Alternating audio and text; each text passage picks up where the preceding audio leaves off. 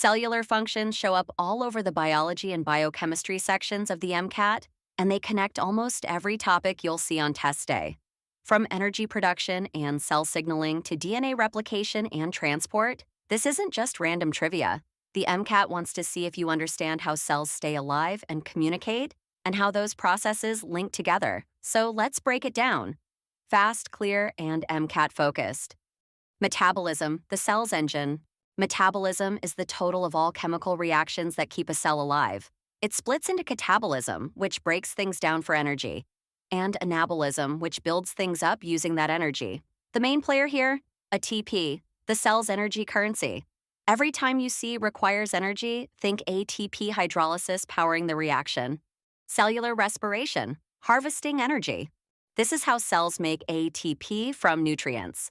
Aerobic respiration uses oxygen to fully break down glucose into CO2, H2O, and about 36 ATP per glucose. Anaerobic respiration skips oxygen, giving only 2 ATP and forming lactic acid in humans, or ethanol in some microbes. MCAT loves comparing efficiency and byproducts between these two.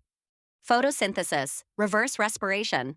While respiration breaks down glucose, photosynthesis builds it. Autotrophs like plants use light energy to power the light-dependent reactions in the thylakoids, producing ATP and NADPH. Then the Calvin cycle in the stroma uses those to make glucose. Remember, light reactions make the energy, the Calvin cycle uses it.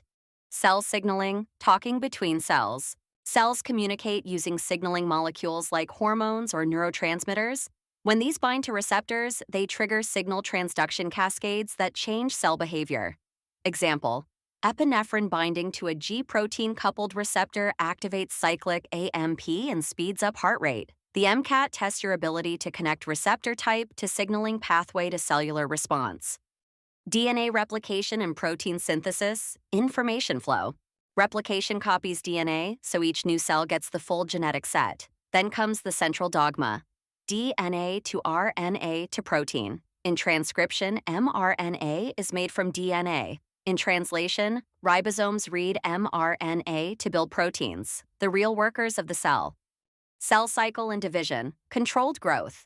The cell cycle has G1, S, and G2 phases before mitosis. Mitosis itself is split into prophase, metaphase, anaphase, and telophase, ending with cytokinesis. Cell checkpoints ensure everything's accurate. When regulation fails, it can lead to uncontrolled growth, aka cancer, another MCAT favorite. Cellular transport, moving materials. Cells constantly move molecules across membranes. Passive transport, like diffusion or osmosis, doesn't need energy.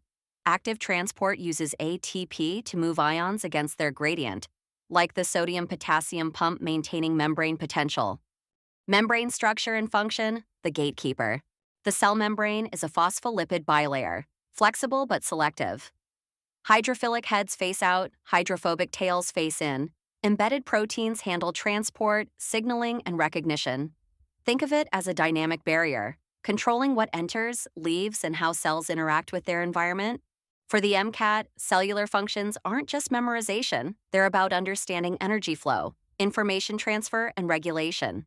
When you see a question about ATP, signaling, or membranes, always ask, what's the process trying to achieve, and how is energy or information moving through the system? With that said, here are just a few of our student success stories. Students who mastered these concepts, boosted their scores, and got into medical school.